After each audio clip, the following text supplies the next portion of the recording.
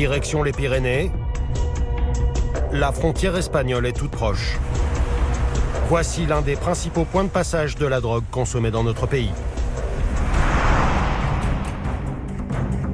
Jusqu'à présent, pour remonter leurs marchandises, les trafiquants utilisaient la méthode du go fast. À bord de voitures de grosses cylindrées, ils foncent le plus vite possible, coupent les voies et n'hésitent pas à rouler sur la bande d'arrêt d'urgence à plus de 200 km/h. Selon les services spécialisés, 7 tonnes de cannabis arriveraient par la route chaque semaine en France. Mais ces dernières années, les méthodes des trafiquants ont évolué. Désormais, ils jouent la discrétion. Certains empruntent de petites routes de montagne. C'est l'un de ces convois que le GIGN va tenter d'intercepter aujourd'hui. Oui, ce sont des personnes sérieuses que l'on a en face, des personnes aguerries qui ont l'habitude de ce type de méfaits avec des cargaisons de drogue. Est-ce que vos adversaires connaissent le terrain comme vous?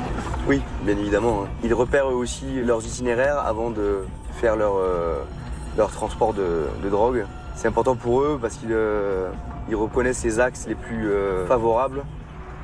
Selon les enquêteurs locaux, les trafiquants s'apprêtent à convoyer plusieurs centaines de kilos de cannabis. Le dernier retour de stup qui a eu lieu, c'était dans la nuit de dimanche à lundi la semaine dernière. Ils ont remonté de la cam et dans la foulée, il y a eu une com, ok, on en refait un dans la foulée. Sur le mode opératoire, il fonctionne à 4 véhicules. Une ouvreuse, la porteuse et 2 suiveuses. On parle d'armement, ils ont acheté des calaches, ils ont des armes de poing. Pour nous, la mission, c'est d'interpeller en priorité la mule. Plus d'une centaine de militaires sont mobilisés pour cette opération, mais seuls les spécialistes du GIGN sont équipés pour intervenir. Ça, c'est de la 9 mm perfo. Voilà, je mets ça parce que si le gars est dans le véhicule, ça me permet de traverser quand même le pare-brise, d'être relativement précis quand même s'il se cache derrière la portière, je vais pouvoir l'atteindre. Si lui, il a un gilet pare-balles basique, j'arriverai quand même à le mettre hors d'état de nuire. Il est 23h. Le convoi de drogue vient d'être repéré. Il est composé de 2 voitures. Leur itinéraire est connu. L'équipe d'intervention n'a que quelques dizaines de minutes pour se mettre en place. C'est cette route que les trafiquants vont emprunter. Pour les arrêter, le GIGN va simuler un accident, ici, à cet endroit précis. Des super gendarmes sont cachés dans la forêt pour prévenir tout de suite. Il y a le muret là. Il y a le muret là qui bloque. Ouais. Là, c'est une voiture descend, on nous voit. D'accord. Véhicule montant, les gars. Le convoi des trafiquants est signalé. Tout va aller très vite.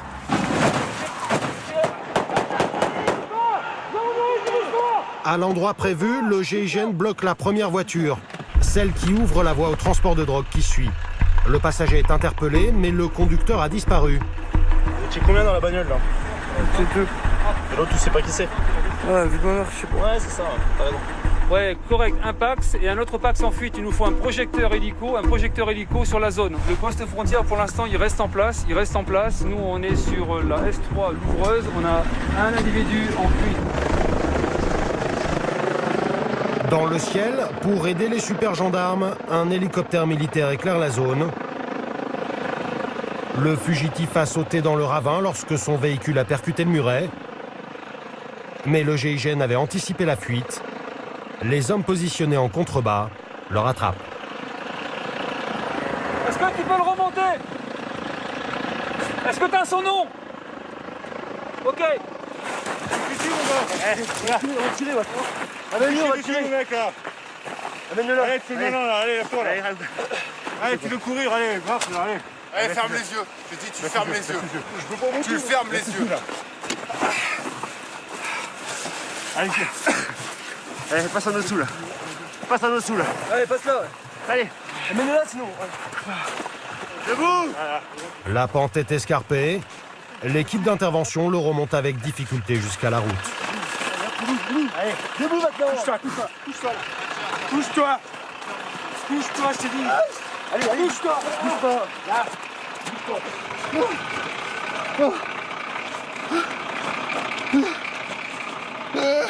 Jeune homme, les consignes sont claires, tu n'ouvres pas les yeux, tu ne regardes pas. Voilà. J'espère que tout s'est bien passé, que tu n'as pas trop mal. L'homme était chargé d'ouvrir la route au convoi. mais la drogue n'est pas dans son véhicule. Je peux respirer, monsieur. Je peux respirer.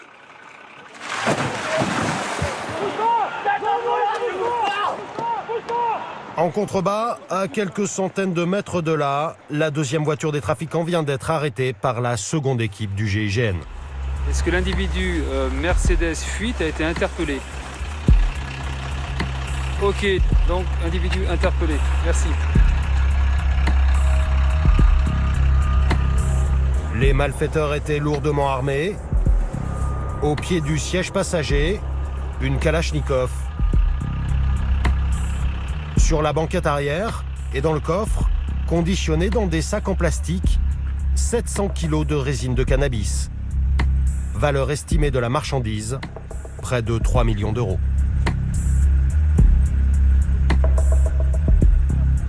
C'est le carton plein là.